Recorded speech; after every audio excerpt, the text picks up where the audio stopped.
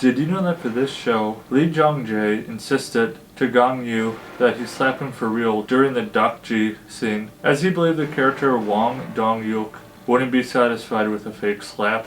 So I am about 3 years late to Squid Game. I think why I never ended up seeing it back when it came out, I think I was on Stranger Things during that time, and I just wanted all my focus to be on Stranger Things. I didn't get a chance to see Squid Game, and it kind of just passed me by, and I saw stuff about it and knew a little bit about it. I knew some of the games. I never actually watched the show, and I cannot believe I did not see the show when it first came out. It's as good as people said it was, and I basically binge watched the first season to catch up to season 2, so I'm not too far behind. I have so much to say about season 1. So the first thing I really loved about the show is the creativeness behind Squid Game, taking inspiration from kids' games and turning them deadly. Also taking inspiration from the creators' home life in South Korea, but it's also pulling from other sources of different games and different things in history that go into play with how Squid Game is created. Then just the whole kind of the hierarchy of Squid Game, going from all the way, starting with all the people who volunteer to play the game, to the staff members or the guards, all the way up to the front man, the game runner. I never knew really all the games that were involved in this first season. The only one I was familiar with was the cookie cutout challenge. I remember doing that as a fun little thing for one of my small groups. I didn't do so well. I would have gotten killed in that round because I did crack my cookie. But I finally understood all the why people were talking about it, why there was so much stress involved with that. But the stress in all the games, and how it just built in intensity and built in just what you would do to survive. This show really reminded me a lot of Hunger Games. Like I said, I know it took a lot of inspiration from a lot of different sources, but Hunger Games really seemed to be the one that really stood out to me. They're numbered and they're divided into groups. They're not treated very well. I mean, they're given what they need, but it's really up to them to look out for themselves. And yeah, there are team ups, but in the end, who can you really trust? It really all comes down to, do you trust yourself to make the right decision, to make the right choice? Because no one else is going to help you, because they're all in it for themselves. And then just how the creativeness of this also forces the players in the game to revert to their base function as a human. The sad thing is, if humans are pushed enough, they are mistreated enough. They're not even viewed as humans in this, they're just objects for the rich people's entertainment. Humans will always revert back to their base instincts, in which are very primal. It's all about kill or be killed. That's basically the mentality here, and they were pushed to it. It's sad and scary and disturbing as it is to see humans when they're at their base, because humans at their base level is not what I want a human to be, is not where any human wants to be. You have to be a very evil, sadistic person to push someone to a primal level of survival. They don't value human life anymore. They don't even see themselves as human anymore. And of course, it affects the viewers just as much, because we're all thinking the same thing. If I chose to go into this game, would I survive? Would I accept the opportunity offered to me? If I was in a crazy amount of debt and all the other things that come along with debt, would I jump at the chance to get out of debt and try to change my life for the better, or would I not do it? Try to dig myself out on my own? I think most of us would choose to join the games, but also I think a lot of people watching these, watching this show are judging other people, because you're like, well, I would never do that. I don't know.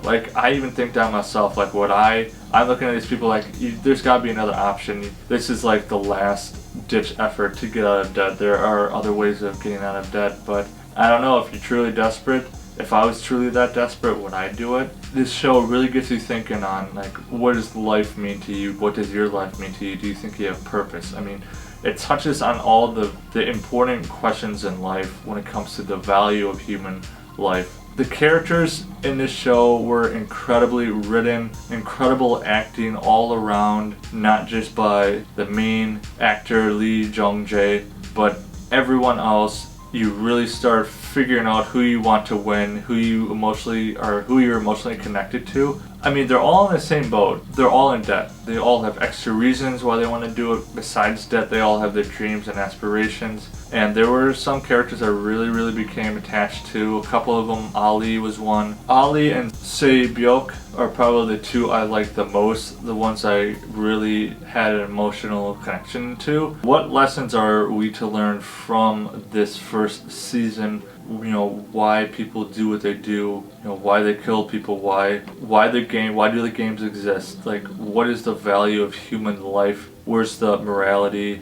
Like, what will people do to bend morality? What will people do to justify doing all these bad things in the name of survival? The main theme that it took me to was the verse in the Bible that says, the love of money is the root to all evil, and everyone was in it for the money. They were loving the money that they were getting, so the root to all evil, which, you know, we got to see that. That was basically the main idea of the money that they were going to win. As each person died, their wealth would accumulate up to 45 billion won, which is about $30 million in America. Just the idea of what people will do for the love of money. I mean, here and there, you always hope for someone to have some morality. Like, maybe it's not worth all the money, but if you really think about it, what can that money do? Like, what can money do? Money is very important. I have nothing against money, but if money is all you want in life, it was a balance of the more wealth they gained, the poorer they actually were, because they were sacrificing everything that makes them human.